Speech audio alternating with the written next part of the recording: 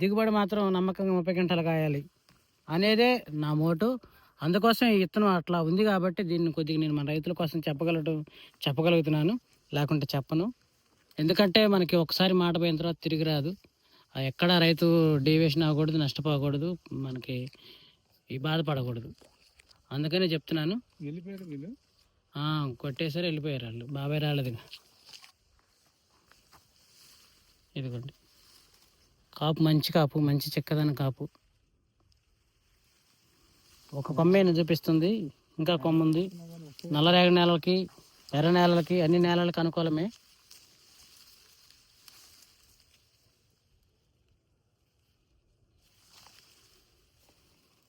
నేను అందుకే చెప్పొచ్చేది ఏంటంటే తెల్లదోమ మందులు, కొద్దిగా ఫస్ట్ టైం ప్రైడ్లు, రీజెంట్లు, కాన్ఫిడర్లు, పోలీసులు ఇవి కొట్టుకుంటే చాలు.